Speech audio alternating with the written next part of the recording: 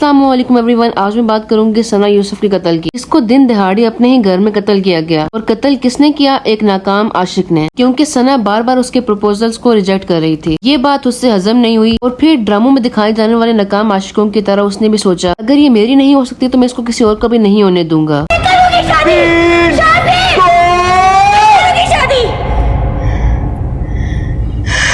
बस ये सोचकर ही went there and killed her. वो चिखती रही, चिल्लाती रही कि भाई मुझे छोड़ दो, मगर ये दरिंदा सिर्फ इंसान अपने मेल ईगो के नशे में था। इससे ये बात हजम नहीं हो रही थी कि वो उसको कैसे रिजेक्ट कर सकती है। एक तो वो लड़की और दूसरा पब्लिक फिगर। और वैसे भी हम पब्लिक फिगर्स को तो अपनी पर्सनल प्रॉपर्टी समझते हैं। इनकी पोस्ट को देखकर हम अपनी सारी फ्रस्ट्रेशन उन्हीं पे ही निकाल देते हैं। ऐसी ऐसी गालियां बकते हैं कि अगर हमारे घर वाले वो देख लें तो हमें घर से धक्के मार कर निकाल दें। इस केस में कातिल उमर हयात, जिसको पहले कुछ जानता भी नहीं था, उसने सना यूसुफ की खूबसूरती या फिर इसकी शोहरत से इम्प्रेस होकर इसको काफी दफा प्रपोज किया। मतलब खुद तो भाई साहब दूसरों से कोलैबोरेशंस की भीख मांग मांग कर एक ऐसी लड़की को प्रपोज कर रहे हैं जो कि पढ़ी लिखी और फाइनेंशियली इंडिपेंडेंट है। I mean seriously? इसके जवाब में सना यूसुफ सेड नो, जिसको पाकिस्तान के आधे से ज्यादा मर्द यस समझते हैं, क्योंकि ये बात इनके मेल ईगो को हर्ट करती है।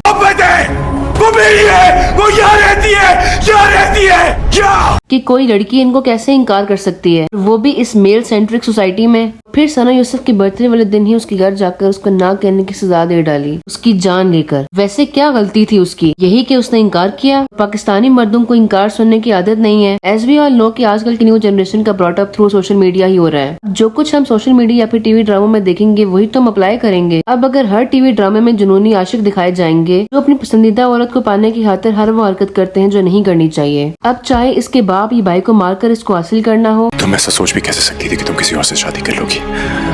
या फिर इसके शादी वाले दिन इसको भगा के अपनी मोहब्बत का यकीन दिलाना हो, या फिर इसके सर पर बंदूक रख के या फिर इसको रस्सियों से बांध के बताना हो कि आई लव यू। अब ये सब कुछ कह के मैं ये बिल्कुल साबित नहीं करना चाह रही हूँ कि सना यूसुफ का कातिल मासूम है। हरगिज नहीं। इसको सख्त से सख्त सजा मिलनी चाहिए, मगर साथ साथ वायलेंस प्रमोट करने वाले ड्रामों को भी बैन करना चाहिए। अगर कहीं जाने का सोचा अपने हाथ से मारूंगा तुम्हें। एक तो पहले ही इस सोसाइटी में इतनी नाइंसाफी हो रही है, हर रोज किसी न किसी के मर्डर की या फिर रेप की न्यूज आती है। और इस टाइम पे इतना वायलेंट कंटेंट दिखाकर व्हाट वी आर प्रूविंग, अपनी जिम्मेदारी दिखाने के बजाय they are promoting their violent action and blaming society for this. उस लड़की की लॉयल्टी कि वो इस लड़के को जो लड़की पसंद आई है वो मरते दम तक उसी के साथ रहा है। जो लोग देखेंगे वही हम दिखाएंगे। खैर एक हद तक तो ये बात ठीक भी है कि इन वायलेंट ड्रामों के व्यूज मिलियंस तक हिट कर जाते हैं, but this by any means is not justifying their actions. कहाँ गए वो ड्रामे जिनमें सोसाइटी के किसी इशू को हाईलाइट किया जाता था? इससे भी बहुत से ड्रामे थे जिनमें औरत को मजलूम या बेचारी नहीं बल्कि मजबूत और बहादुर दिखाया गया। इनको देखते हुए बहुत सी औरतों ने अपने हक के लिए आवाज उठाई। वैसे भी जैसा कंटेंट हमें दिखाया जाएगा हम वैसा कंटेंट ही तो देखेंगे। अगर सुबह से शाम तक हर ड्रामे में हमें मैरिटल अब्यूज, टॉर्चर और एक्स्ट्रा मैरिटल अफेयर्स दिखाए जाएंगे, how can you expect society to act normal? अब एक हाल तो यही है कि इन सब ड्रामों का हम बाइकआउट करें। अगर हम सब मिलकर इनका बाइकआउट करेंगे then they will not get any views. फिर ही ये कुछ और टॉपिक्स की तरफ भी जा सकते हैं।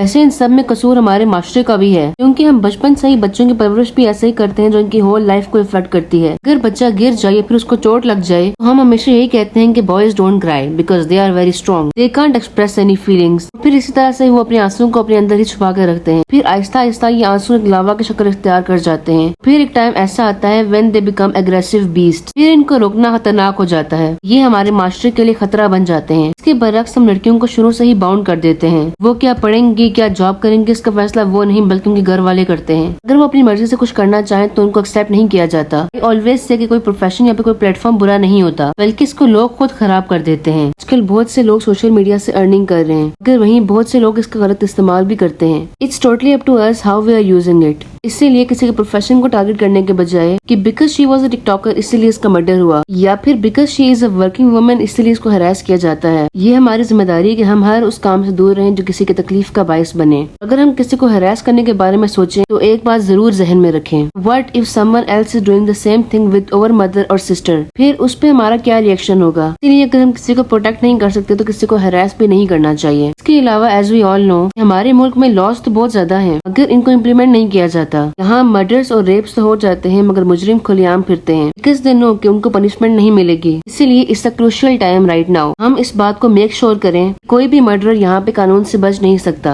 नीड टू मेक श्योर कि ये कंट्री एक सेफ प्लेस हो फॉर एवरीवन। ये उसी वक्त होगा जब हम सब मिलकर अपनी रिस्पॉन्सिबिलिटीज को समझेंगे और उनको इम्प्लीमेंट करेंगे।